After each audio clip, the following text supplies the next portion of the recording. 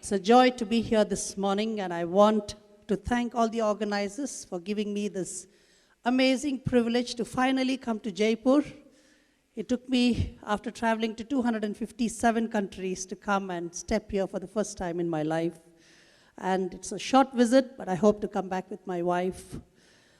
And I'm amazed every time I get an opportunity to speak at events like this, is what has gone wrong in our country. You know, this is the irony of our Indian educational system. My wife and myself, my wife is from Nagaland and I'm from Bangalore. We both are educationally compatible because my wife is 9th standard appeared and I'm 10th standard failed. And could not really do well, even though my father was an amazing scientist who was an aerospace scientist actually. And being the firstborn in the family, I was expected to become like him. Now, how can you medically prove that every firstborn son in the family will have the same brains like the father, with the same ideas like the father, with the same attractions to subjects like the father? But this is the saddest part in our culture. Our dreams are not valuable, but what the society thinks is the most valuable thing. Society will always give you ideas, but they will never pay for your bills. And it was hard for me when I grew up. My father was a brilliant man, but he just followed what his father told. And I struggled. I just journeyed along. I have a brother and 3 sisters, smart, good-looking, talented, good-charactered people. And I was the odd guy in the family. I was born with asthma, and from the age of 2 till the age of 16, I was on wrong medication. And as a result of that, 60% of my lungs got damaged, my immune system broke down, and I developed rheumatoid arthritis. And by 16, the doctors had given me 6 months to live. Now I'm a failure in my system. I was considered worthless, useless. First thing, my first challenge to fight against all odds was my entire voice. See, my voice sounds like a girl. Even till today, when I answer the phone, they'll automatically say, "Ma'am, how are you doing?" Now I'm married, at least they think that it's my wife speaking. But when I was single, it was a challenge. And I would stand on the stage and I would fret with fear, because all I have to say is, "Good morning, everyone." And people will start laughing. People will start making fun of me. Some would come and say, "Are you a boy or a girl?" It was just my voice was my weakest part of my life.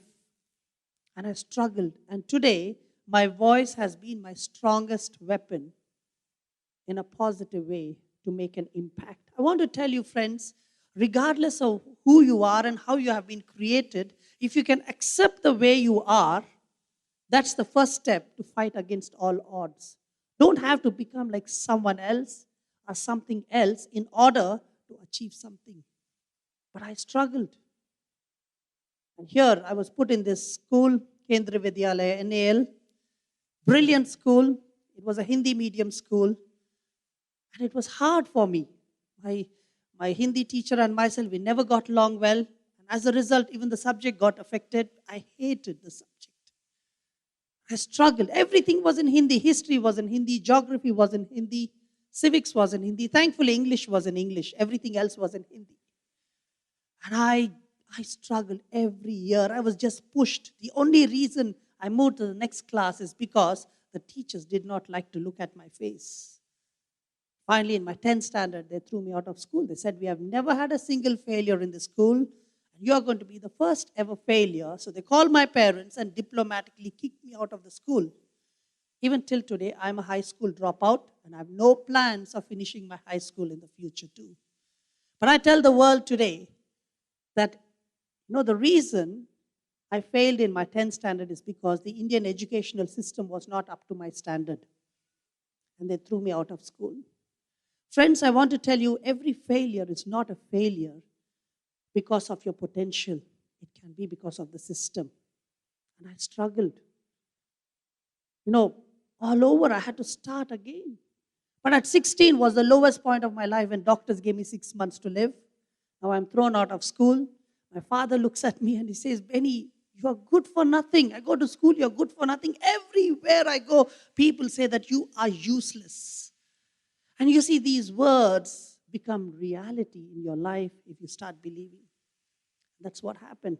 I journeyed with great difficulties. Being compared, comparison will steal the joy of your life. And at 16, at the lowest point, I thought the best thing I could do was to kill myself. I was very depressed, and depression is real.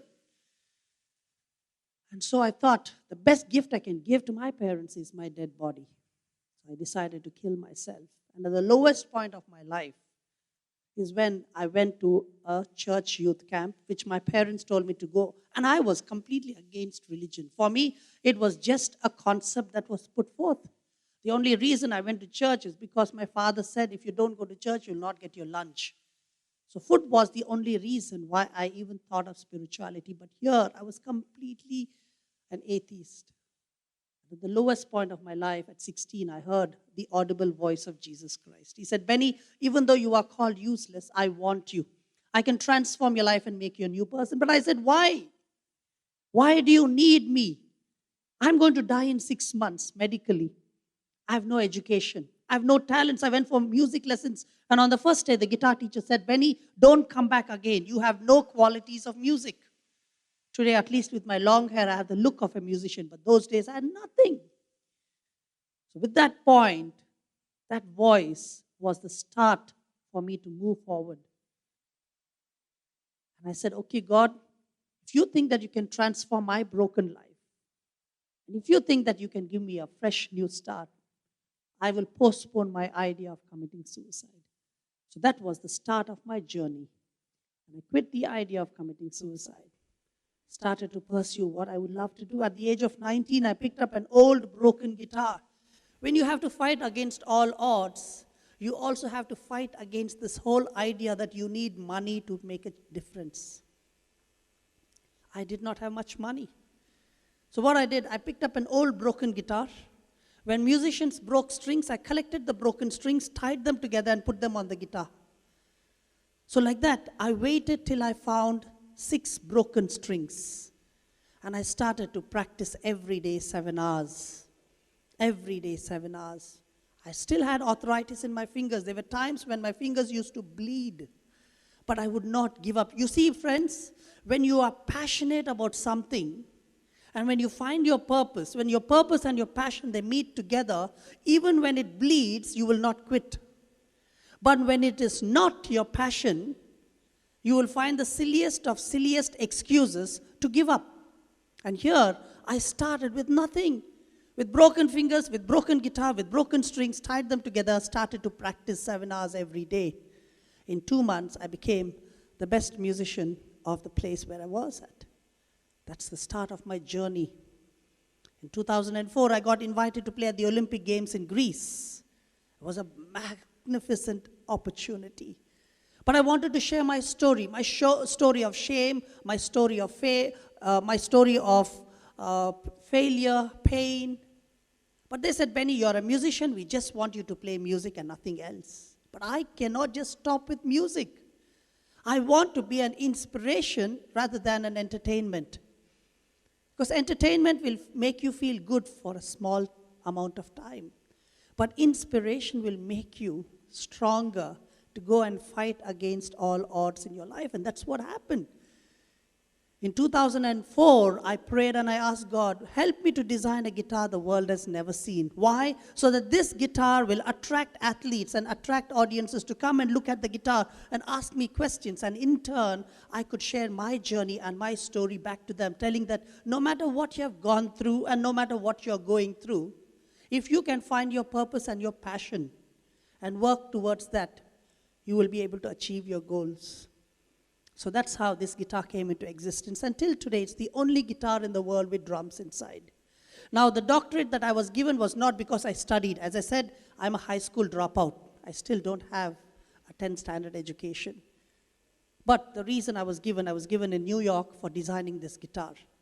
The world's first guitar with drums inside. So I want to tell you, friends, education is good as long as it equips you to becoming what you want to become. Otherwise, it's just a piece of paper. It's there today and tomorrow it's gone. One sheet of marks card cannot decide everything in life. There's far to life, not just that one sheet of marks card. And here, I started off with that. And then came my journeys, my travels. My dream was to go to one country. My father has been to 2 countries. My mother has been to 2 countries. So I thought, if I can go to one country, that will be a great achievement in my life.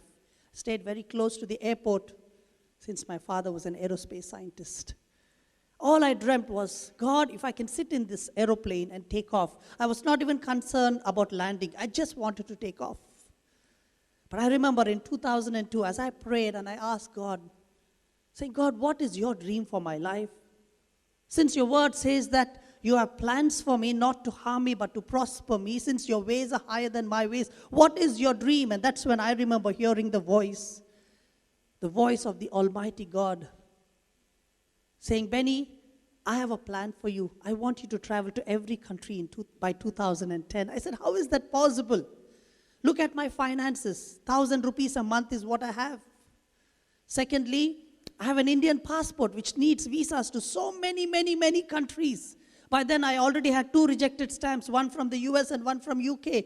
Not a glorious way to start. Thirdly, I'm a musician, but at the same time I have challenges with my health. I was hit by a javelin at the age of 12, so I have a problem with my spine. I can't sit in a position for more than half an hour. And as I told you, my lungs are only 40% left at the time. I said, how can I travel with such weak health? And when I looked at, for example, still today in the history, there's never been a musician who's been to every country in the world. Whether it's Michael Jackson or Mariah Carey or Shakira, whoever it is, nobody on this earth has been to every country. I said, God, how can a high school dropout who was going to die at 16 think of doing something the world has never seen? I want to tell you, friends, in order for you to be a pioneer, you don't need examples. In order for you to create something new, you don't need examples. All that you need is your passion and your purpose. And with the help of God, I believe that you can do that, and that's what happened. Let me show you how my passport looks today. I need a bag for my passport, actually.